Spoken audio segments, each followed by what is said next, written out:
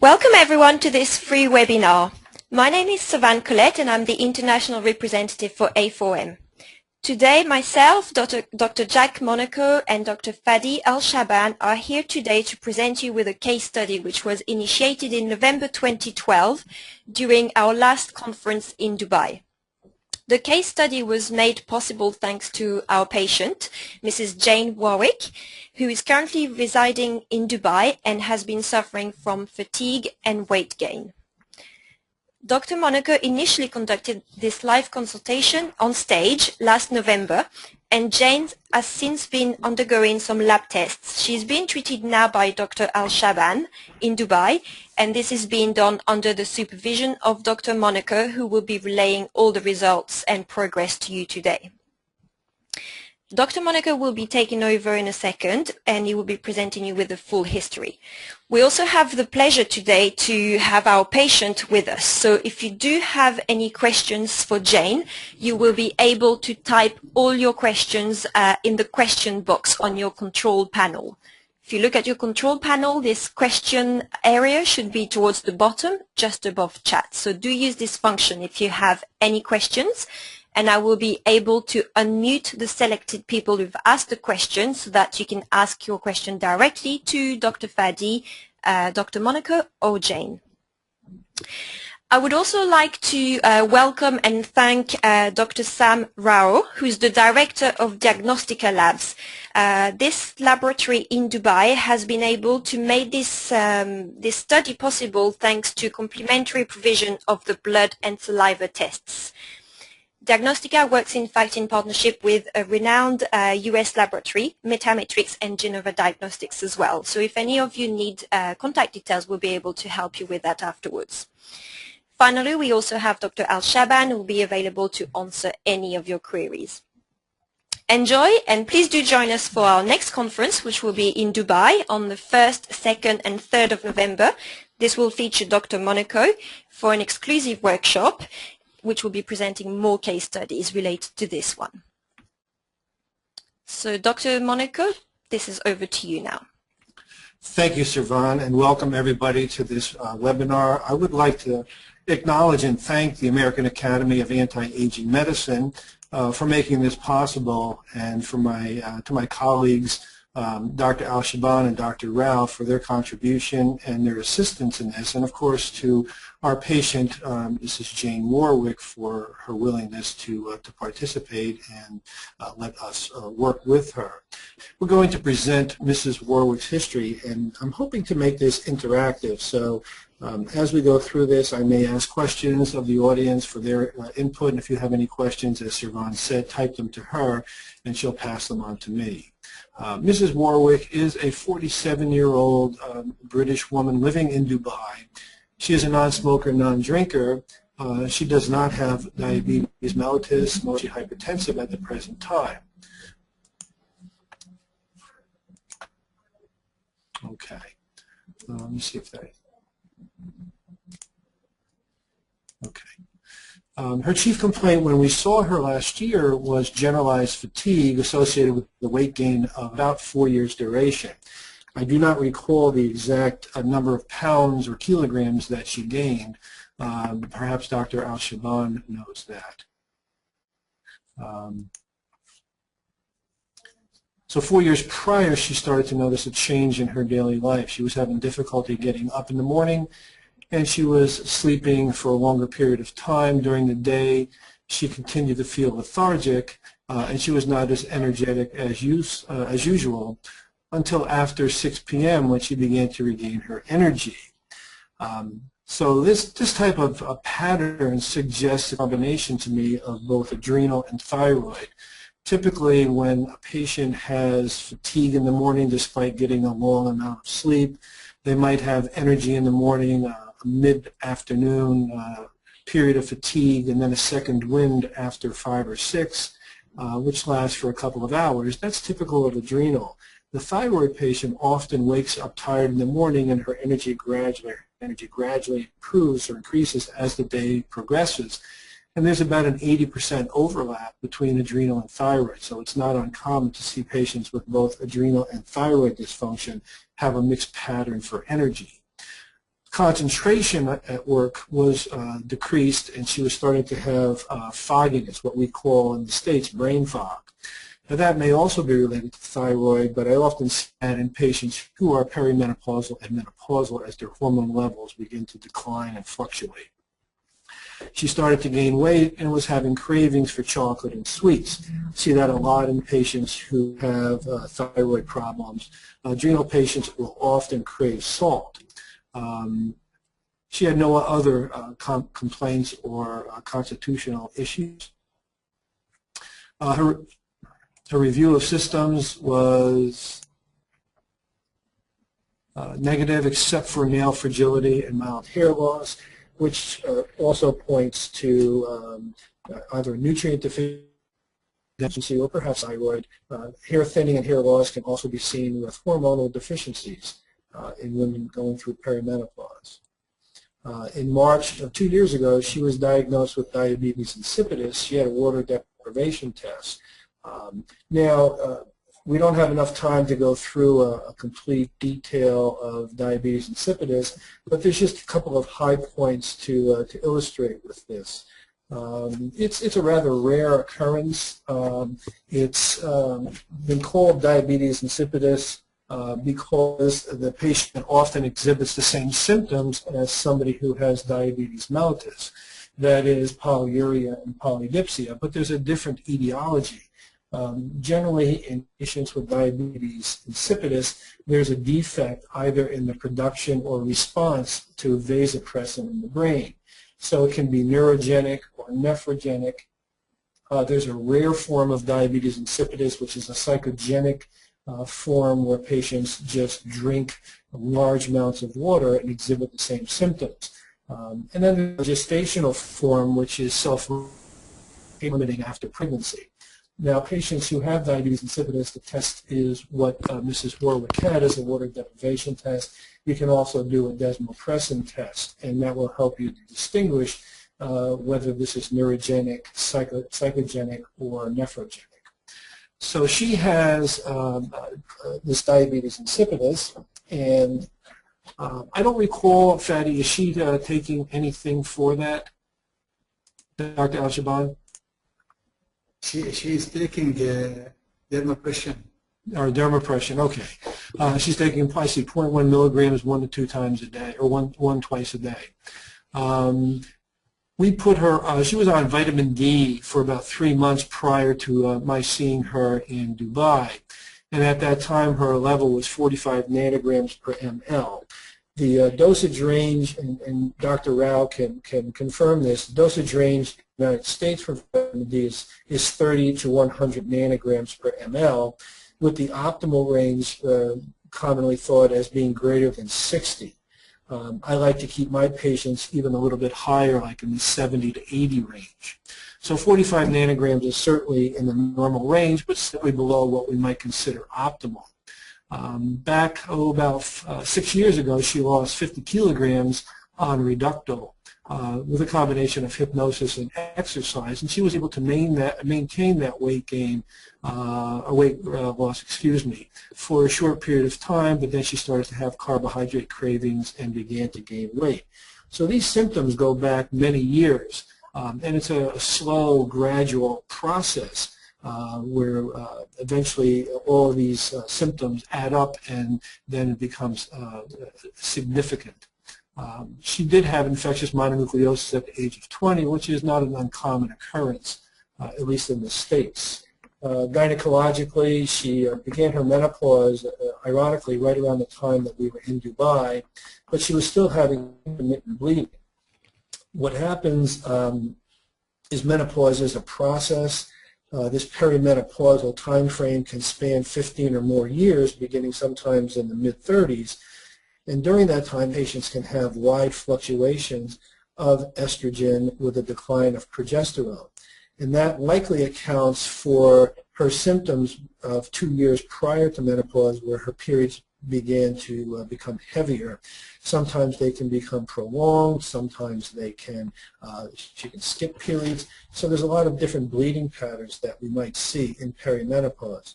But the characteristic hormonal occurrence is spiking levels of estrogen and falling levels of progesterone. So the very important progesterone to estradiol ratio is decreased. And as you may or may not know, progesterone is an anti-estrogen. It helps to reduce the growth effects of estrogen and helps to cause cellular maturation. So during this time of perimenopause is when we begin to see a rapid rise in the incidence of breast cancer in patients. So balancing and maintaining progesterone levels during this transition time, in my opinion, is very critical.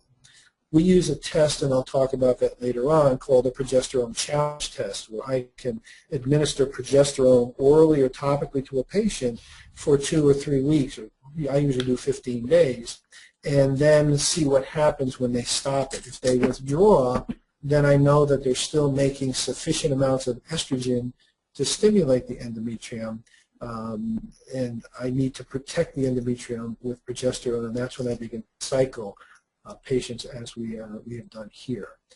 Family history is significant for colon cancer. Patient has been a strict vegetarian since age 6, but she can tolerate dairy products, sweet, but she still has the carbohydrate cravings. Interestingly, vegetarians tend to have a higher carbohydrate intake because much of their protein is coming from fruits and or vegetables, particularly the legumes, which are higher carbohydrate containing vegetables. Lifestyle, she's had a lot of stress, which is the reason that she has taken a career break at this time from her job as a project manager, and as mentioned, she does not smoke or drink.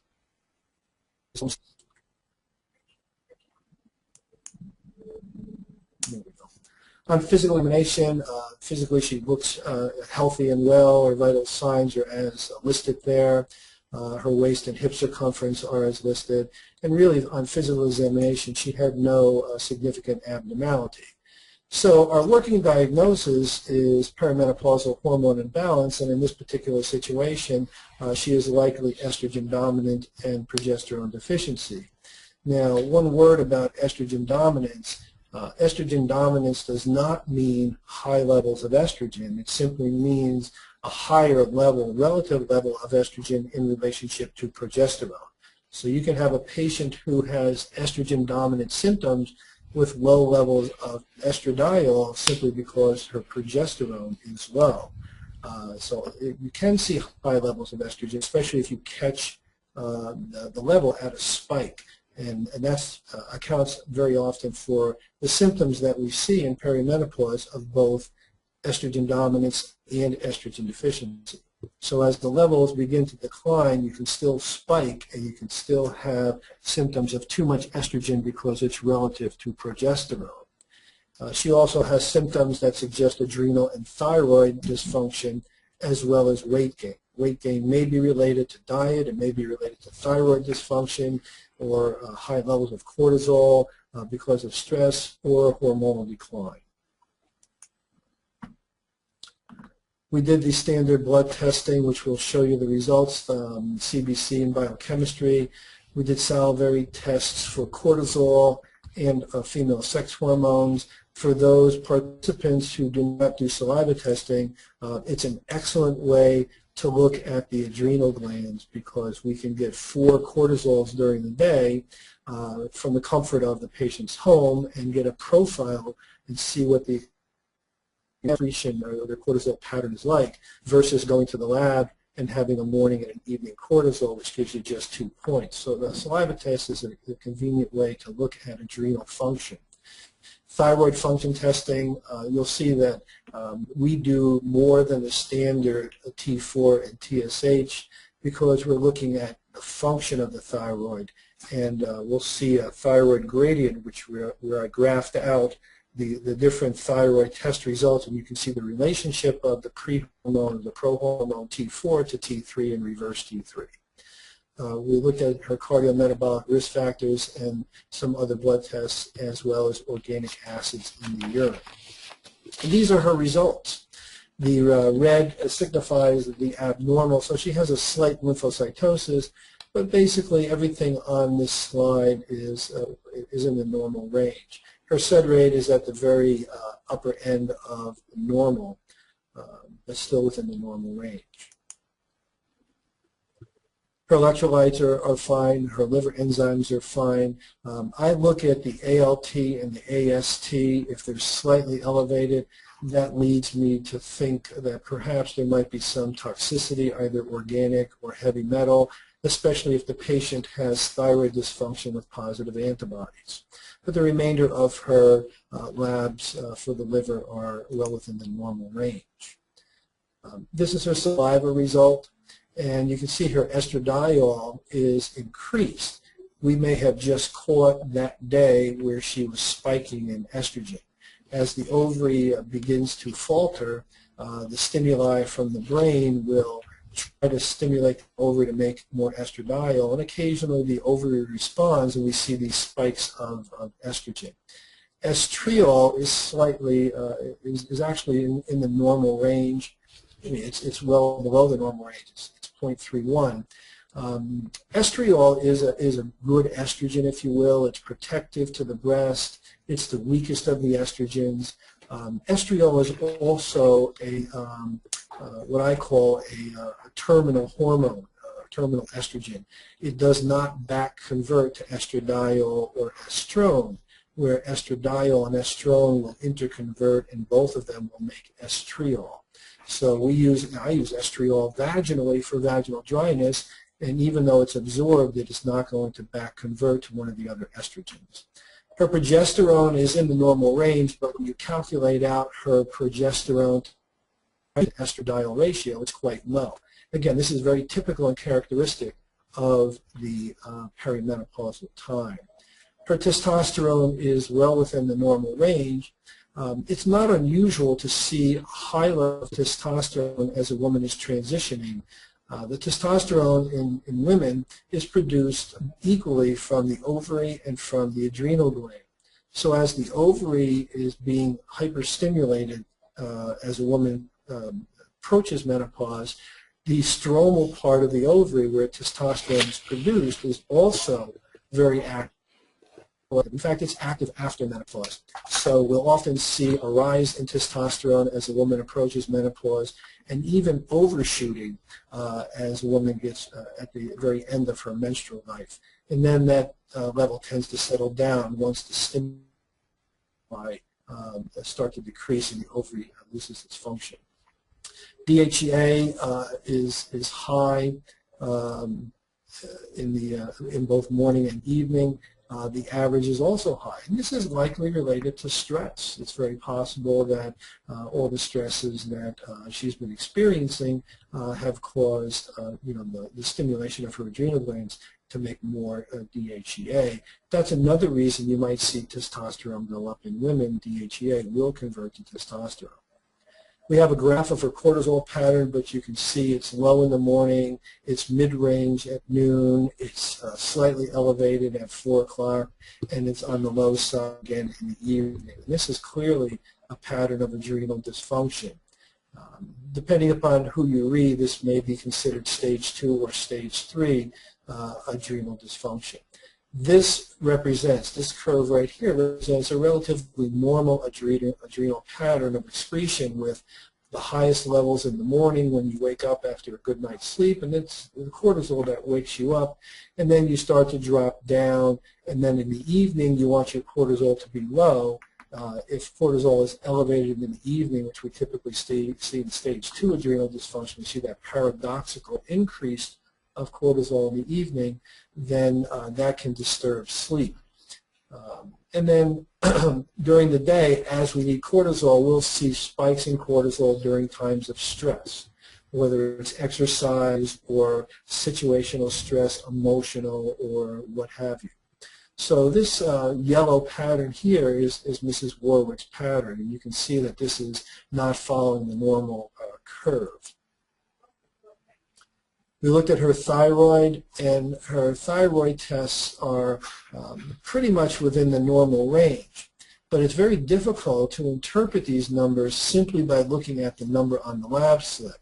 So what I've done is I've graphed them out on a thyroid gradient sheet, which, by the way, is I'll make that available to anybody that wants it. I use it in my practice, and it's an invaluable aid to help me evaluate a patient's thyroid and decide whether I should put somebody on thyroid replacement even if their lab tests are normal. 2 points, the thyroid binding globulin is at the low end of normal.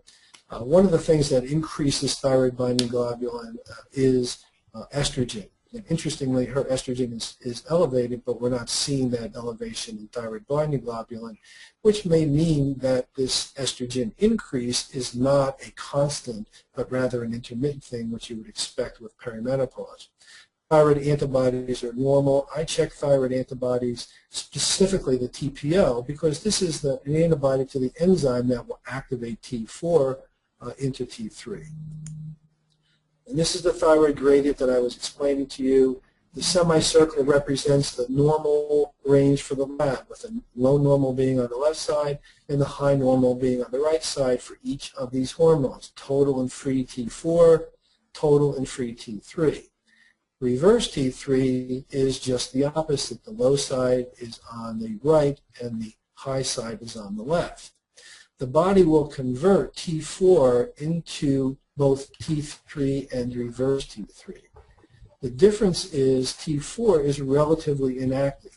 There are mechanisms to transport both T4 and T3 into the brain where it can be activated and perform its function. T3 is the active hormone, and the total represents the bound and unbound. So the free T3 is really the main active hormone of the thyroid, and you can see that this is below normal. Reverse T3 is similar to T3 in that it binds the receptors, but it's inactive, so it actually blocks the receptors. So reverse T3 is a balancing hormone. This is converted. This conversion occurs mainly in the periphery. Depending upon who you read, you might get a conversion of 1-to-1, 2-to-1, 3-to-1, 60-40. It just varies. The point is that with reverse T3, as this number goes up, this number goes down. These numbers go down. So her reverse T3 is actually in quite an optimal area. I would like to see all of her numbers over in this range here. Reverse T3, the number one reason you see an elevation of reverse T3 is stress. Another reason would be a selenium deficiency, as the enzyme that converts, the TPO enzyme that converts T4 to T3 is dependent upon selenium as a cofactor. And also the antibodies. Her antibodies, as you saw, were negative. So she clearly has some thyroid dysfunction. Now, progesterone deficiency progesterone is necessary for thyroid function, so progesterone deficiency can be associated with some dysfunction. But I suggested, because of her symptoms and her fatigue, that we consider putting her on a small dose of thyroid to see how she responds. Now, it's very important when you also have adrenal dysfunction to support adrenal function. It's not recommended to give thyroid in the face of adrenal dysfunction, especially when she has her cortisol as low as she does. So we instituted, or I recommended, a combination of both adrenal support at the same time and start her thyroid off at a small dose and progress up and give her adrenals a chance to accommodate. We did an ACTH to rule out Cushing's, and that looks fine. Her pregnenolone is at the low end of normal. Pregnenolone is the precursor, the upstream precursor for all of these hormones. Pregnenolone is also the hormone of memory. So pregnenolone is an important hormone.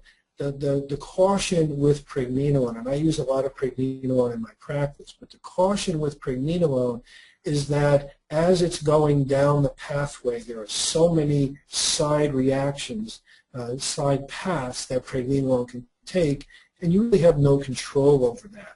So we've started to lower the dosing that we use for different conditions. It's been reported to use 150 milligrams, upwards of 150 milligrams for adrenal dysfunction, 300 milligrams for arthritis, and 600 milligrams for cognitive decline. I don't ever approach those numbers. I start most of my patients off between 10 and 25 milligrams and then monitor response and levels. My mother, who was 90 when she passed away, was on 35 milligrams of pregnenolone. She had vascular issues, vascular dementia, and I started her off on 10 milligrams and noted a significant response. Her memory got better. She was able to perform tasks a little bit better, and her level at 35 was adequate. I didn't want to go any higher with her, and she did actually quite well with that dose. Morning cortisol is in the mid-range, and that can fluctuate widely. Again, I do the morning cortisol just to rule out Cushing's disease. If her ACTH was very, very high, obviously her cortisol is going to be very, very high. That suggests that the pituitary is not responding to the normal negative feedback, and she might have an ACTH-producing adenoma. Parathyroid hormone levels normalized. I'm assuming that this is likely related to vitamin D, although we tend to see high levels of parathyroid hormone in vitamin D deficiency, and that number often comes down once we bring the vitamin D into a more optimal range. Fasting blood sugar is 99. We like to see that in the 70s. Why is her fasting blood sugar high? Likely the result of stress, but it may also be her diet as she's craving carbohydrates. Even though this is in the normal range, cardiovascular and diabetic risk increase when the blood sugar begins to go above 75 or 80. So I like to see a healthy blood sugar down in the 70s. Now, some patients get very nervous when they go to the lab and somebody's going to take blood from them. That can raise their blood sugar. If they're rushing around in the morning to get to the lab on time, or something happens on the way to the lab, that stress can raise cortisol and also raise the blood sugar. So I use this as a guide, not as an absolute. Insulin is optimally less than 7 or 6, depending upon who you read. So we like to see it a little bit on the lower side. But her A1C, which, as you may or may not know, is a marker of long-term sugar control, is actually quite good. Less than 5 is perfect. I'm happy if I can get my patients less than 5.5%. So this is actually a very good number, which suggests to me that this may be an acute issue and not something that's long-term. Dr. Monaco? Yes. Sorry to interrupt. Yes. We have a question from the audience asking you to run through the thyroid gradient sheet again for its usefulness. Okay. Let me just go back to that. Previous. There we go. This gives me a visual of what is happening in the thyroid. For instance, if both of her T4s were over here and her T3s are over here, that tells me that there's a problem with the conversion of T4 to T3. It could be selenium, more likely it's stress, or it could be antibodies. In a situation like that, I would probably just replace T3. Now, the conventional wisdom has always been to look at the total or free T4 and the TSH. And her TSH is slightly above where I'd like to see it. Optimally, it should be less than 2. Brownstein and others like to see it around 1.5. So anywhere between 1 and 2 is a good number for most patients. So this helps me to visualize. If I looked at these numbers on a lab slip, I would say, you know, all your numbers are normal except free T3, which is just a little bit below normal. But because your TSH is normal and all of these other numbers are normal, you might not consider a low dose of thyroid supplementation to help the patient achieve a better state of symptom relief. So I use this as the visual. If the patient, let's say that these numbers were all over here in the optimal range, but the patient still had symptoms of low thyroid, that suggests to me that there's something affecting the thyroid at the receptor, or what we call functional hypometabolism. And again, you have progesterone and cortisol levels are important for the activation of these receptors. So whenever we look at hormones, it's not simply the level of hormone, but the effect on the receptor. So this is an important guide for me. The next time I did a thyroid gradient, giving this patient thyroid restoration, I would like to see these numbers rising and approaching the optimal range between the midpoint and the upper normal, around 2 o'clock on the face of the clock.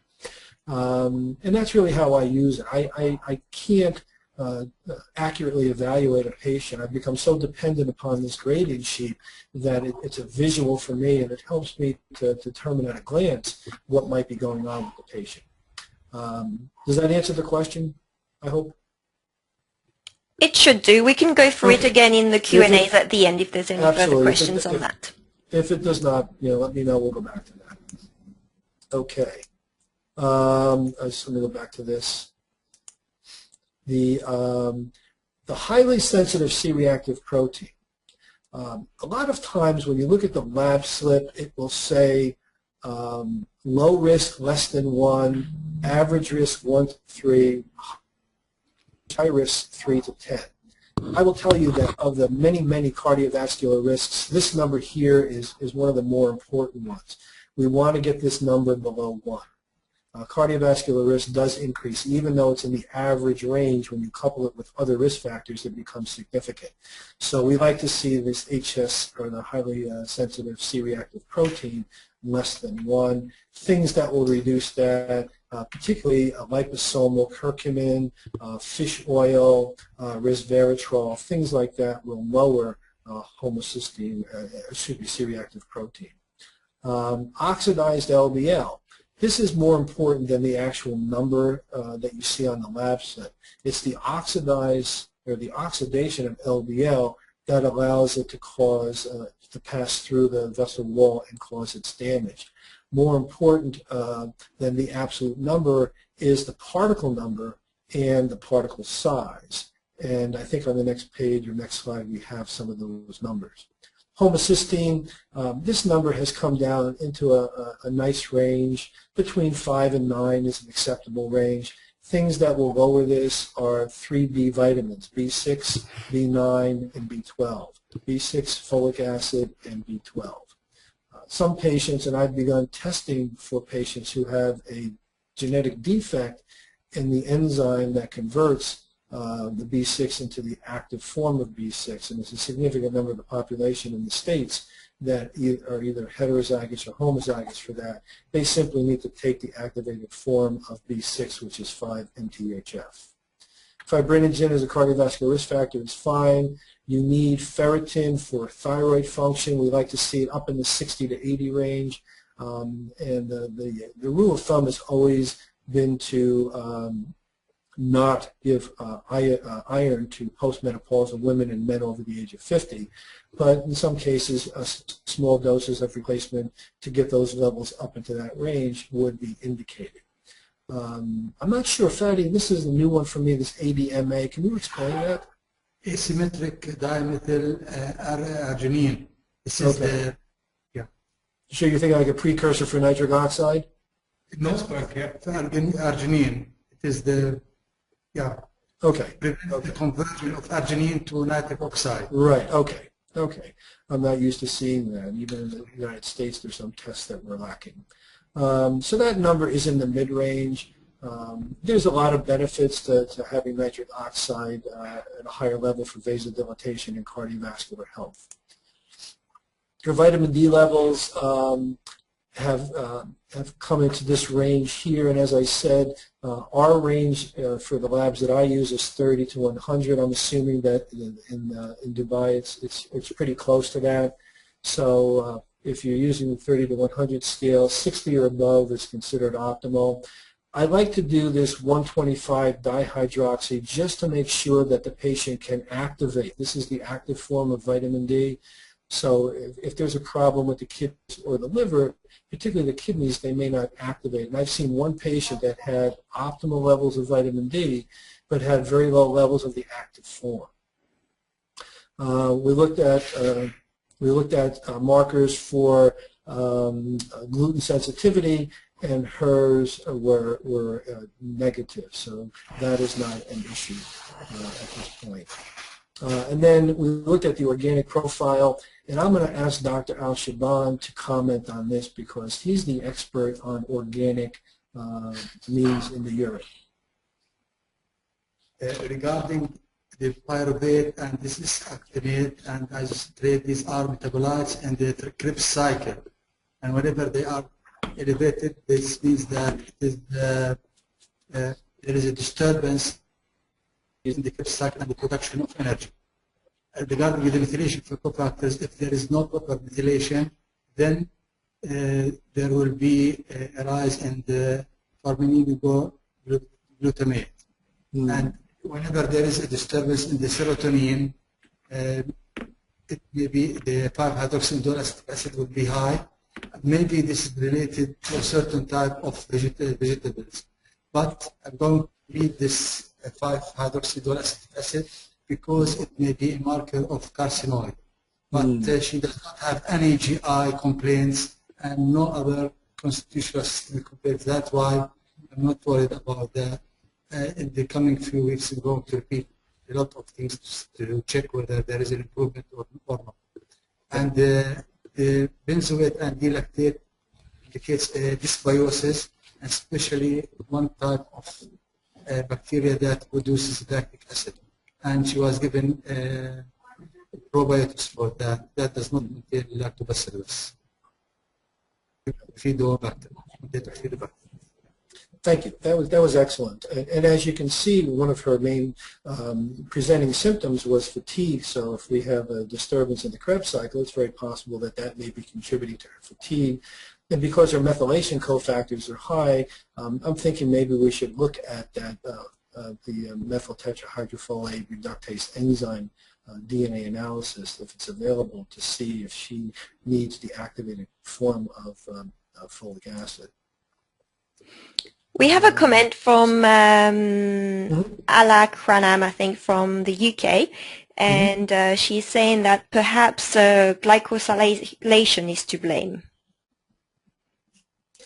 And a vegetarian diet. Yeah, I would expect if she's talking about the age, the activated glycosylated end products, the type of thing, because her glycosylated hemoglobin was low. So even though she was craving carbohydrates, she must not be spiking insulin. Perhaps she can elaborate on that for us. Okay, let me just unmute this person so she can interact with us. 1 second. Ala? Are you with us? Yes. Hi. Yeah. Would you like to discuss this with Dr. Monaco? Yeah, I mean the receptors issues. When there was a comment about functional hypermetabolism affecting hormone not acting on receptors. I mean, maybe receptors are glycosylated and become inactive to the hormone's actions. Are you thinking along the lines of insulin resistance type thing? No, not just overall. Okay. I'm not sure about that. I do know that with thyroid, if she has functional hypometabolism, one of the main things that will do that is cortisol. So if the cortisol is very low or very high, that can affect receptor response. That's an interesting comment. I'll have to research that and see if I can find out an answer to your question. I've not generally considered that as a cause for outside of insulin and carbohydrate control. I've not thought of that as being an issue, but it may very well be. Oh, thank you. Thank you. Thank you, Ala. Dr. Monaco, we also have somebody else who is making a comment with regards to the lab tests and obviously the costs implied. Somebody's asking how practical are all these testings considering the costs. So we have Sam from the lab as well with us, so maybe we can have an idea about the costs, or would you have carried out all these costs if they were not offered as part of this case study? Can you comment on that? Well, I'm going to reply to that, then I'm going to turn it over to Sam for his comments as the lab director.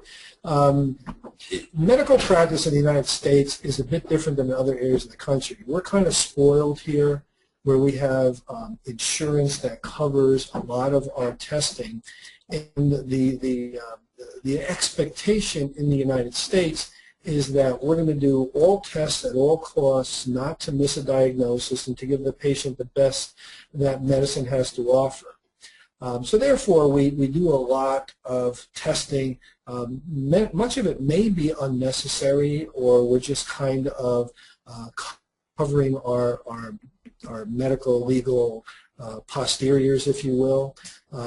So we may tend to order in the United States. We try to do the bare minimum that we could do to at least get to the root of this patient's problem. Now, the initial evaluation, of course, is much more extensive. What I do in my practice is I will look at these abnormals, and as Dr. Al-Shaban said, we're going to repeat those organic acids to see if what we're doing has changed, or if weight reduction and the other stress-reducing things that we might offer have made a difference. Sam, what are your thoughts? Well, the test that we have done for Mr. Warwick, for example, if we depended on the standard routine test that our labs do, we probably would have missed out on the whole diagnostics. We would have put our finger on what the problem is. So if you take the saliva hormones, that has given us a very good picture of our condition. And similarly, the organic acids actually points out a major issue with the carbohydrate metabolism. So these tests, are essential if you have a case like this, and they're not hideously expensive. All of the tests we have done can be covered under $1,500. And we're trying to bring down the costs, as we become more and more. Obviously, depending upon the situation, you have to pick and choose those tests that might be the most likely to give you the answer. For instance, in the thyroid, I wouldn't necessarily repeat reverse T3 and antibodies again. I might not do total T4 and T3. I might just do the free T4 and T3, and there are a lot of doctors in the States that do that. But on the initial panel, I like to get as much information as possible and then pick and choose after that. So the number of tests that I do on follow-up is much, much less than what you see here. Pretty much it's the abnormals. If I'm replacing pregnenolone, I'll check that level with DHEA. If I'm using vitamin D, of course, I'm going to look at that. I wouldn't necessarily look at lipids or carbohydrates any sooner than perhaps 6 months. In rare cases, I'm going to look at it in 3 months. So the initial package looks very daunting, but it's not. We don't always order. At least I don't always order all of those tests, and we try to make it a reasonable opportunity for the patient and financially reasonable as well. Thank you, Dr. Monaco. All right. So what we did was we talk about these triads, and I just want to speak just for a moment about the triads. In functional medicine, we think differently. We're getting away from the symptom is a diagnosis, is a drug. For instance, hypertension is a symptom of an underlying problem, but yet it's treated as a diagnosis and there's a medication to lower blood pressure. So we look at the body, and the body tells us a story by these symptoms. So we've looked at these triads, and there is a definite association between the adrenal, the thyroid, and the pancreas. That's one triad. The gut, the immune system, and the brain. If you look at the lining of the gut, it's identical to the lining in the blood vessels and in the heart, and it's identical to the lining, the endothelial lining in the brain. We know that most of the immune function in our bodies, about 70% of it, is located in the GI tract, and 95% of the body's serotonin is produced in the GI tract. So it makes sense that anything that is going to cause inflammation or endothelial dysfunction in one area that has a similar endothelium will affect other areas. And we often see patients who have inflammatory bowel or dysbiosis, some kind of hyperpermeability of the gut. Will also have endothelial dysfunction in their blood vessels, cardiac symptoms, and cognitive symptoms. And there is definitely a neuroendocrine connection between the brain and the gut. Third is the heart, the lungs, and the vasculature. The fourth is the liver, lymph, and kidneys, and then the last triad is the sex hormones. So we look at these symptoms and we try to compartmentalize them and understand that the effect of one system has on another. Particularly the adrenals and cortisol can affect how your reproductive hormones work at the receptor level as well as thyroid.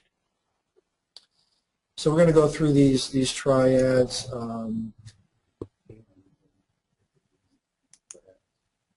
There we go. So the first triad, the adrenal, thyroid, pancreas, she clearly has symptoms of adrenal hypofunction. Her cortisol levels are low. She has an elevated DHEA. And depending upon whose classification you look at, this could be considered, stage B or stage 3 adrenal dysfunction. Excuse me. And we talked about her thyroid function. Again, it makes sense to reduce metabolic function with the thyroid as the adrenal function is low because the adrenals can't keep up with the demands of the stress. So that's why you have to be very careful about giving thyroid hormone to somebody who has low cortisol and a significant level of adrenal dysfunction. And then the fasting blood sugar and fasting insulin, even though they're in the normal range, the fasting blood sugar for sure is well above the optimal, but that may just be a day-to-day variant. Triad 2, she likely has dysbiosis because of the D-lactate bacteria. I don't believe we have a stool test at this point, but certainly an empiric trial of a good quality probiotic is not unwarranted. And I'll often suggest, even though their gluten tests are negative, a lot of patients have sensitivity to the common allergens of wheat, dairy, soy, and corn. So I like to use those as an elimination type diet and see if we don't see an improvement. And we mentioned that there is a disturbance of methylation. Again, that may be related to her inability to activate the B6. We don't know that yet, or excuse me, the folic acid. We don't know that yet, so I'm going to suggest that we look at that genetic marker if it's available.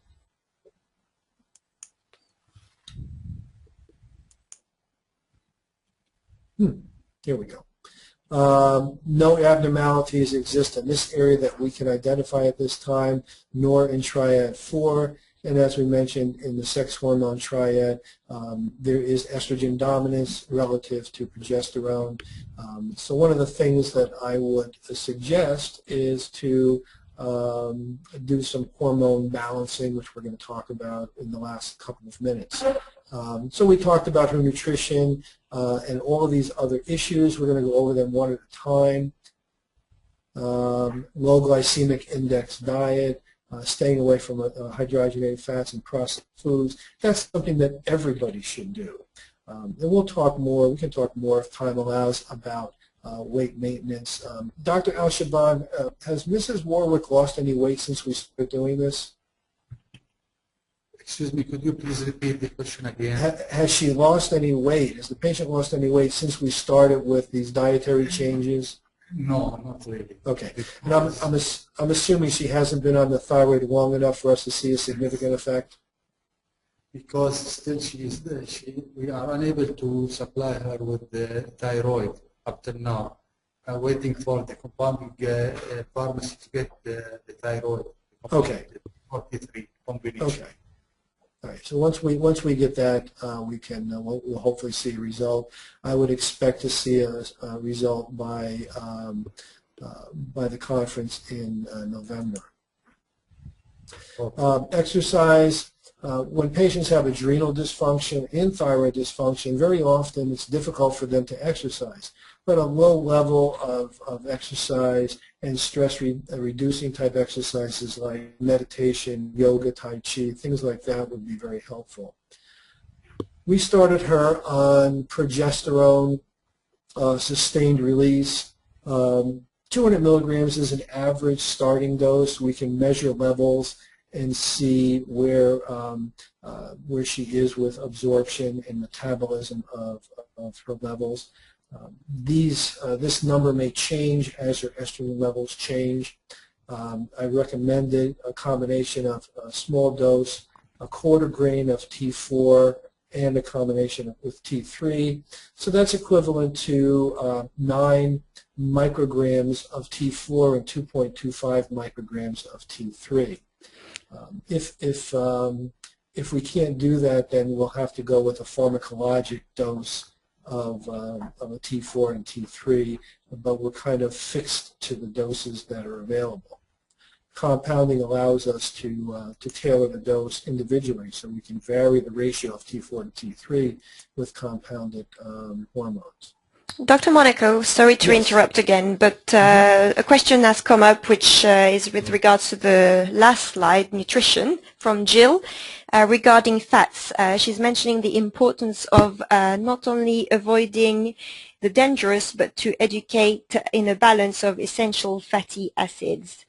Absolutely. She then asking if this was done as well, as it can greatly aid hormone imbalance and weight loss.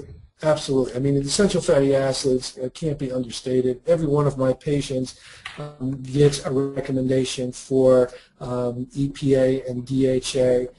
I recommend between 2 and 3 grams for everybody on a daily basis.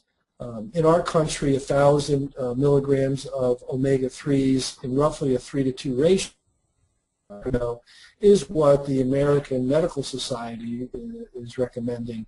But I think there's literature that shows that higher levels have greater health benefits, cognitive function, joint function, anything you can think of. It's probably the single most important nutrient. And this is what we did recommend for her nutritionally. So she has the B6, B12, and folic acid to help with methylation. L-carnitine will help with the insulin function, as well as vitamin D. I did suggest a higher dose of vitamin D for her because I want to get her levels up, and then we can measure and adjust accordingly. The fatty acids, 2,000 milligrams a day. Some calming herbs, which apparently are not available in the Middle East, but I talked to Dr. Al-Shaban about some of those calming herbs, and they may become available. Phosphatidylserine is a phospholipid that has neuroprotective, neurocognitive protection benefits, but also lowers cortisol. But you got to be careful with phosphatidylserine if you're dealing with low cortisol situations. I generally use phosphatidylserine when somebody has an elevation of cortisol in the evening or in the midday, and that will help to bring the cortisol levels down, which will help with sleep. And then detoxification. She did not show any toxic effects on screening. However, we live in a toxic world no matter where we are, and detoxification, especially liver detoxification, since these hormones are metabolized through the liver, is always an option and something to consider.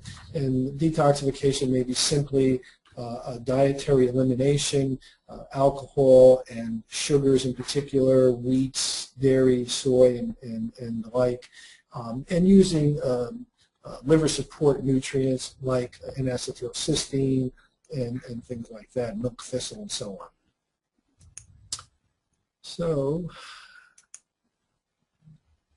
So this is her medication list, which at first seems a bit daunting, but when you look at it, it's not as bad as you might think.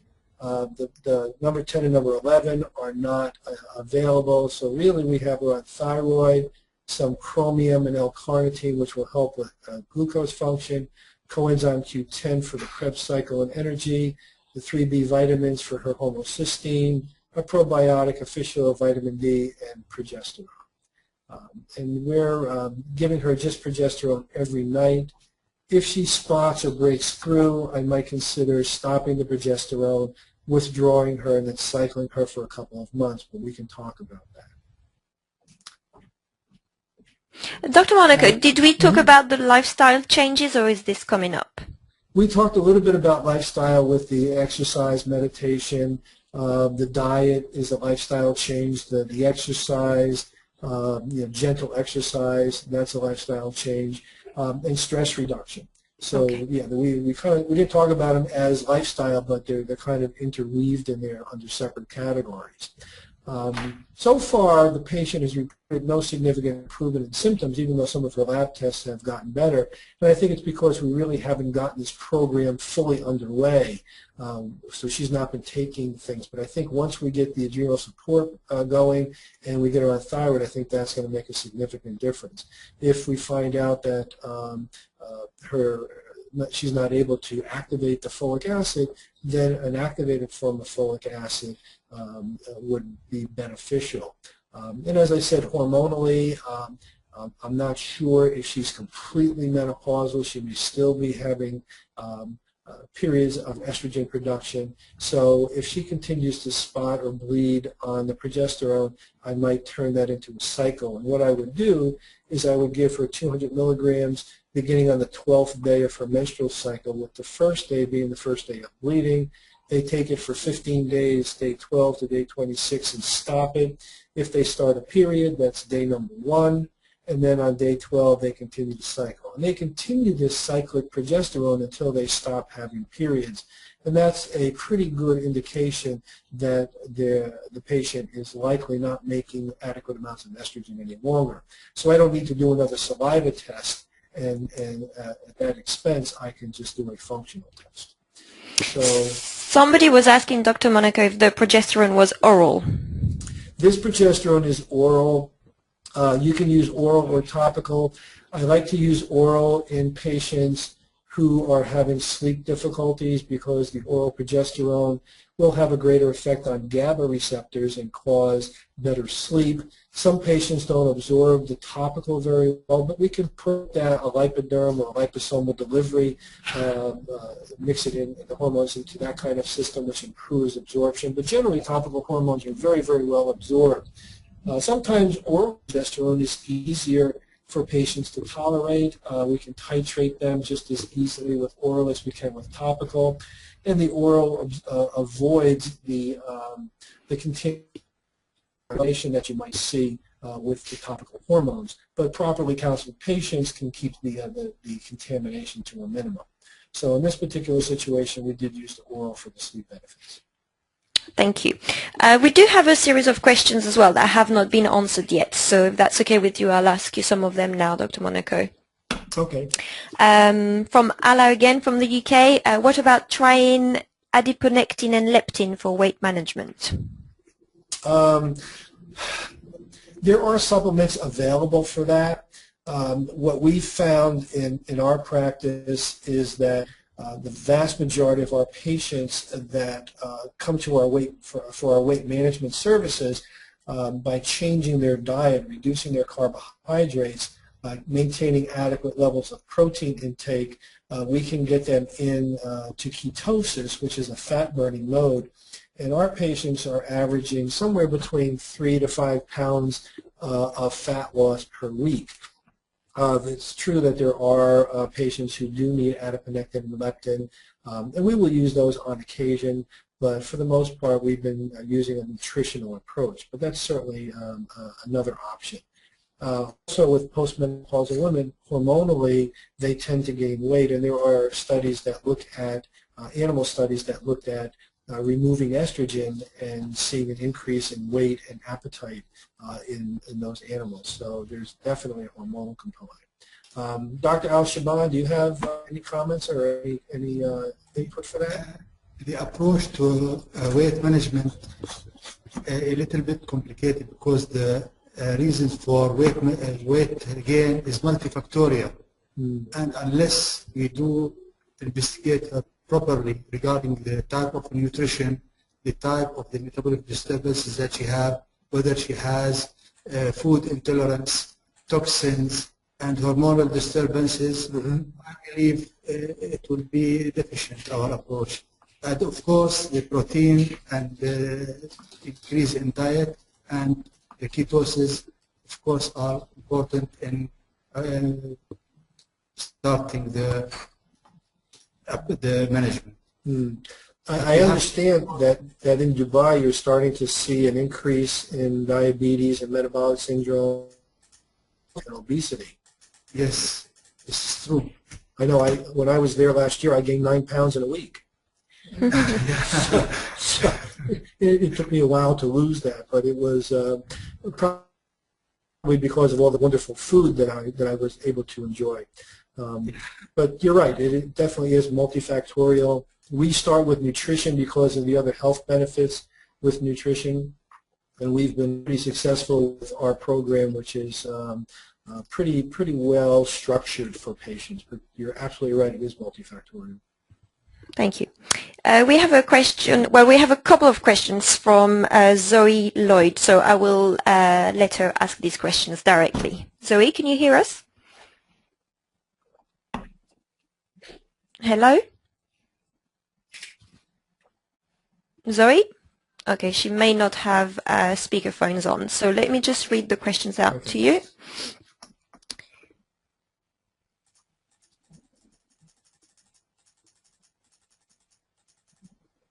We have a lot of questions, so let me just prioritize.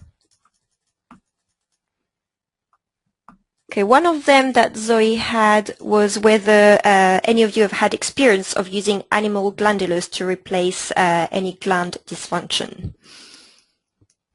I use a lot of glandulars.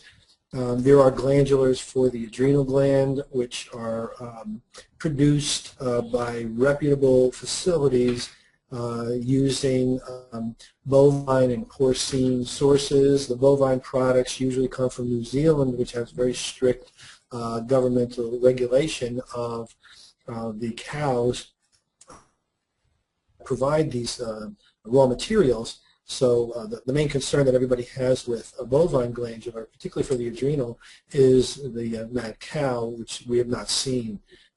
Porcine glandulars for the thyroid are quite common in this country. There are several available. I use one that is cornstarch or corn-free. I like the glandulars for the thyroid because you get the nutrients, the micronutrients, T1 and T2, as well as T3 and T4. You're getting some iodine, some selenium, and other nutrients. The downside to the glandulars is there are a couple. One is if they have antibodies because you're giving them a foreign protein, that's a relative contraindication to the use of glandulars. And the second is any dietary or religious objections to taking, like vegetarians and vegans may not want to use an animal glandular, or for some religious groups they may not want to have an animal product. Dr. Al-Shaban, you've done a lot of thyroid work. That was one of your main areas. What are your thoughts? The glandular, I don't have experience with the glandular, but I prefer to avoid using it unless it is very necessary. For example, in the case of Miss Jane Warwick, her low adrenal can be explained on 3 different causes. And the use of glandular or cortisol replacement may be dangerous because we have to know the cause of that. The first one is, according to my metrics, she may have a genetic defect that does not produce cortisol in the proper level. And that's why the good indication for that is she has high DHEA and low cortisol, which may coincide with the diagnosis of having a genetic defect in the production of cortisol. But there are 2 other differential diagnoses. The first one, she may have activation of the previous viral infection, Epstein-Barr virus, and in this case, the immune system was activated, and thus the cortisol level is depressed. And the other one, because she was really stressed, she had a stressful life, her cortisol was dropped by reflex from the brain to protect the hippocampus and to protect the amygdala and prefrontal side. So we cannot use glandular haphazardly unless we really rule out the activation of the previous infection, and the level of cortisol is depressed to protect the brain. But if she has this genetic defect in the production of cortisol, then it will be beneficial for her to use the granular or low doses of cortisol. Well, there you have it. We're in perfect agreement. Great. No, I don't think they have it. No, I know. No, I use cortisol instead. I don't always use glandulars. I've had good response to them, but as you mentioned, there are relative contraindications, and it's not for everybody. So I use a lot of compounded thyroid as well. Thank you.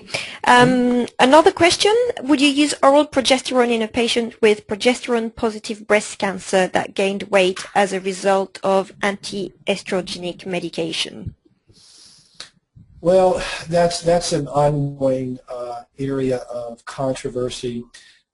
Generally speaking, I've got several patients who have been treated for ER/PR positive breast cancer, and I will put them on, with their oncologist's approval, I've got them on progesterone, and some patients estriol, because as I said, estriol is a terminal hormone estrogen metabolite. It doesn't go back to estradiol and estrone.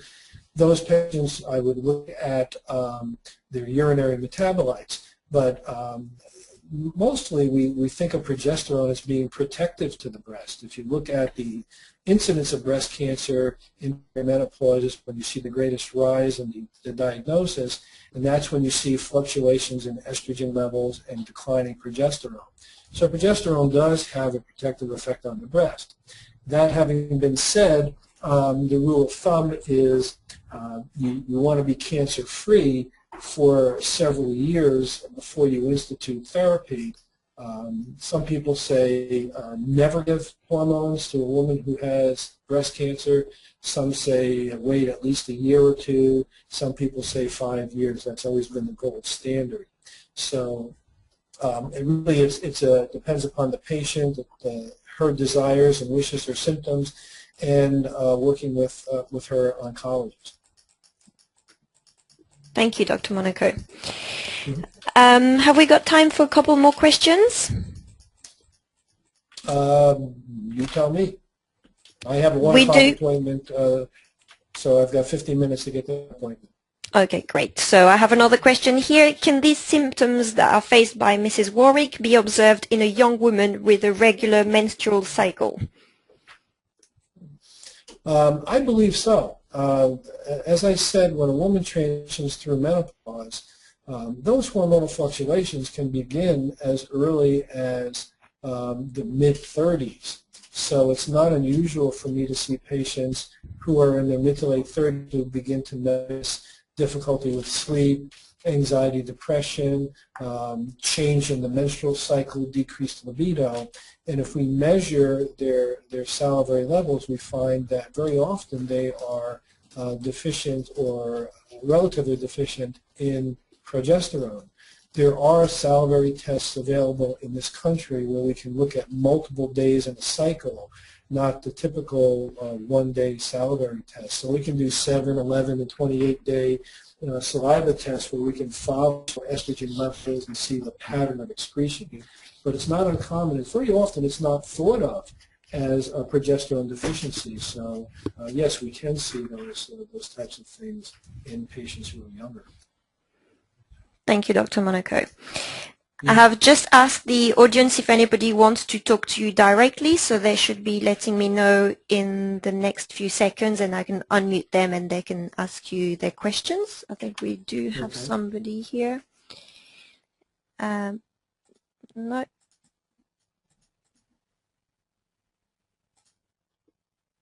We have somebody interested in a consultation for herself, so we'll be putting you in contact with this person very shortly. Okay. Savan? Yes.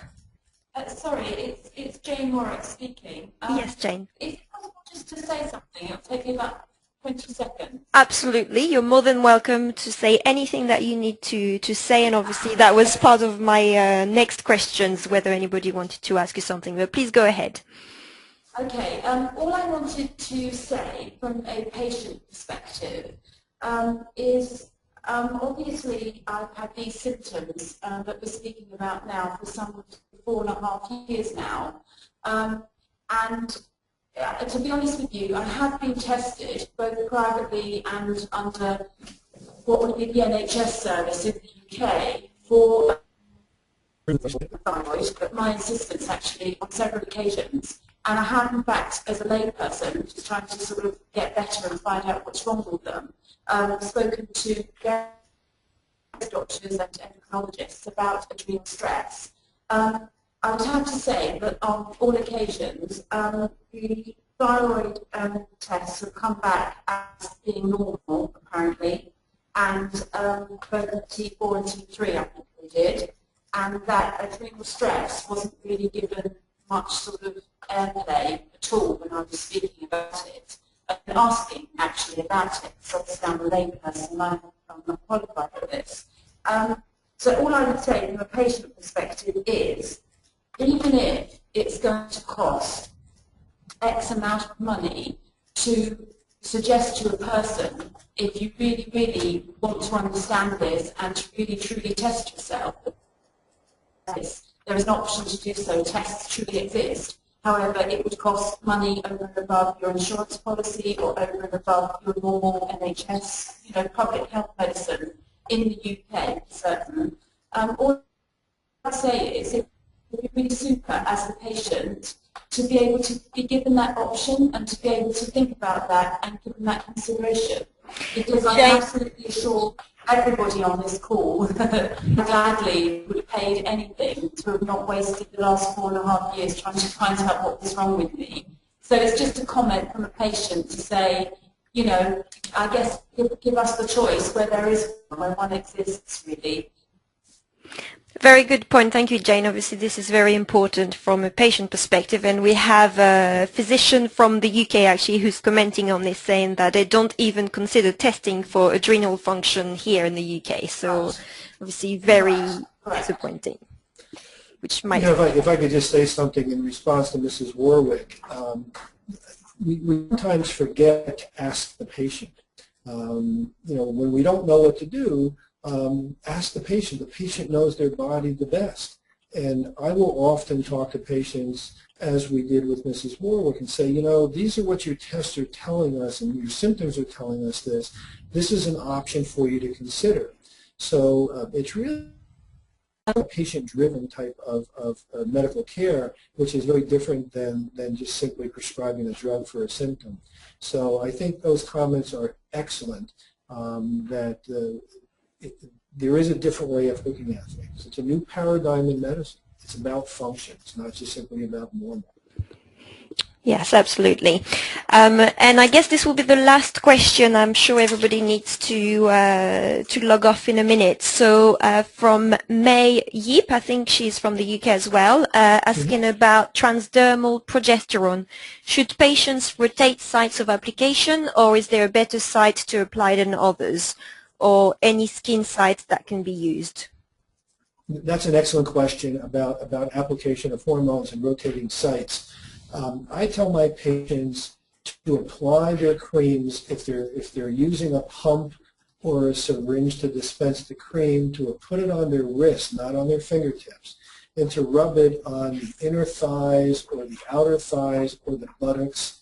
They can even use the lower abdomen, the upper arms, or they can rub it on both wrists and go up to forearms. And what you're doing by applying it this way is you're getting a thin area on the wrist, so you're going to get a pretty rapid absorption, and then you apply it to a fattier area, so you're getting a depot effect. So it kind of gives you a smoother, longer-lasting curve. We do recommend rotating the sites so that the receptors don't get lazy, if you will. And I like to use roughly a 0.5 cc as a volume. That seems to be a good volume. where you're spreading it around a larger area, so you're getting a more uniform absorption, but you're not putting so much cream on that it's all over you and on the towels and all over everything that you touch. So we advise them not to use the fingertips because that hormone can be found up to 4 days in the blood if you did a finger prick, which correlates with the saliva, where a venous sample does not. And also can contaminate the salivary tube. So if you start to see wild, unexplainable levels of hormone that seem out of consistency with what you're doing, you start thinking about contamination. So yes, rotate the sites, use your wrist to apply, and any of those sites you can use. Thank you, Dr. Monaco. Okay, so we'll conclude on this, but just before everybody leaves, I just want to reiterate that all the slides and a recording of this webinar will be made available for all of you to listen to again after this. So you will receive an email with the login details and you'll be able to listen to it again at your convenience. If any of you have further questions for Dr. Monaco, Dr. Fadi, or Dr. Sam from the lab, or even the patient, you can send them to me directly. My email should be showing on your screen now, which is savan@a4m.com. I'll be passing them on to whoever is concerned, and I'll get back to you as soon as possible. Last but not least, if any of you are interested to follow up this case study and to hear more from Dr. Monaco and further case studies, you are all invited to the next conference, which is going to be held in Dubai on the 2nd and 3rd of November with our special pre-conference workshop, which will feature Mrs. Warwick and further case study discussions. So thank you very much to everyone for their time. And we hope to be hosting another webinar like this one very soon. And congratulations really from many people in the audience who are sending congratulation messages to you, Dr. Monaco.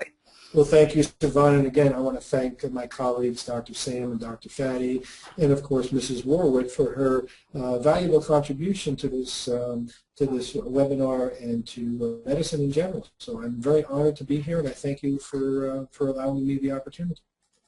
Thank you, Dr. Monaco.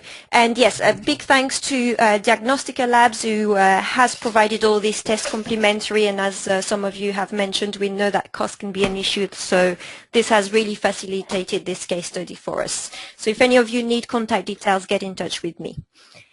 Have a good day or good evening, everyone. And let's keep in touch and hope to see you in Dubai for the conference.